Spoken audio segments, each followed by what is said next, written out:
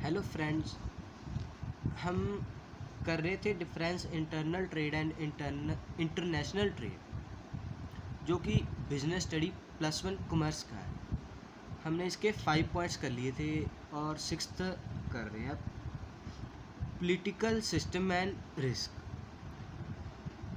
Internal trade में political system and risk of one country are involve. जो political system और risk होता है वन कंट्री में इन्वॉल्व होता है, मतलब ऐसे नहीं, ज़्यादा थोड़ा बहुत चल जाता है, इसमें ज़्यादा रिस्क नहीं होता क्योंकि एक कंट्री में ही है, कोई टैक्स वगैरह होगा वो अपने हिसाब से एक कंट्री में ज़्यादा दिक्कत नहीं होती। और इंटरनेशनल ट्रेड में different countries have different political system and degree of risk में क्रिएट बैरियर्स। जो डिफरेंट कंट्रीज होती हैं हैव डिफरेंट पॉलिटिकल सिस्टम। जो डिफरेंट कंट्रीज होगी जैसे यूएसए, कनाडा, उनके अपने अपने रूल्स होंगे, अपने अपने सिस्टम होंगे पॉलिटिकल। और रिस्क हो सकता है क्योंकि माल जो हमारा गुड्स होता है उनके एरिया में जा रहा है, तो वो अपनी मर्ज़ी से टैक्स लगा सकते हैं, टैक्स लगाकर कहीं भी कैसे भी सेल कर सकते हैं। इसीलिए इसमें रिस्क ज़्यादा हो सकता है क्योंकि टैक्स लगता है इसी का। अगला point, customer heterogeneity across markets.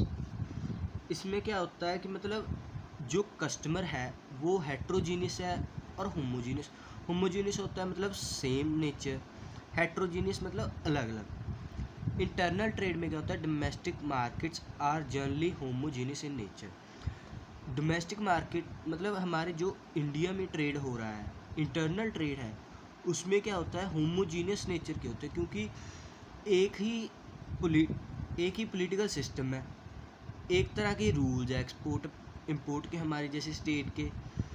इसीलिए होमोजीनियस होते हैं कस्टमर, जिनको जो भी जैसा भी चाहिए वो मिल जाता है, इसीलिए इसे होमोजीनियस नेचर कहते हैं इंटरनल ट्रेड। और international trade marketing lack homogeneity due to social system, languages, preferences. इसमें क्या था, लैंग्वेज मिलती जुलती है, बात कर सकते हैं, अच्छे से डील होगा। और इंटरनेशनल मार्केटिंग में दिक्कत आती है होमोजेनिटी की, मतलब सेम नहीं होता, जैसे सोशल सिस्टम अलग होता है, लैंग्वेजेस, प्रेफरेंसेस।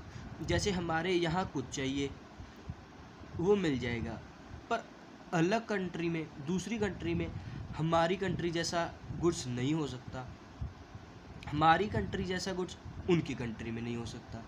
इसीलिए हर कंट्री की अपनी प्रेफरेंसेस है, अपनी अपनी लैंग्वेजेस है, इसीलिए डील करना इंटरनेशनल ट्रेड में डील करना थोड़ा सा मुश्किल होता है। अगला पॉइंट 8 है, business regulation and policies. Internal trade business organisation are subject to business laws, regulations, practices of one country. जो बिजनेस ऑर्गेनाइजेशन होता है उसमें क्या होता है, बिजनेस लॉज होते हैं, अपने अपने रेगुलेशंस होते हैं वन कंट्री के। मतलब एक कंट्री के हैं जो रूल्स हैं, स्टेट में एक स्टेट से दूसरी स्टेट में करेंगे, वो एक कंट्री में है तो एक ही रूल्स एंड रेगुलेशंस है, कोई दिक्कत नहीं होती ज़्यादा।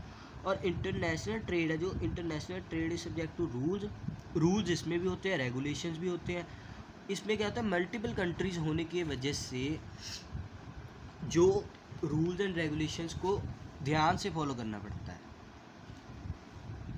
और मोड ऑफ पेमेंट कि मतलब किस तरह से पेमेंट होती है, जो ट्रेड होता है इंटरनल ट्रेड में एक ही, जैसे इंडिया है, इंडिया में ट्रेड करना है कैश और बाई चेक क्यू, मतलब कैश भी कर सकते हैं आप, बैंक टू बैंक भी कर सकते हैं बाई चेक क्यू इंडिया में, जैसे डोमेस्टिक कंट्री है जो भी।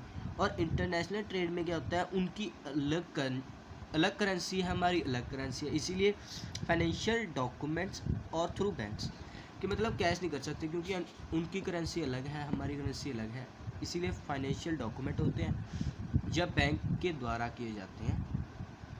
Thank you for watching this video. ये डिफरेंस हमारा यही ख़त्म होता है।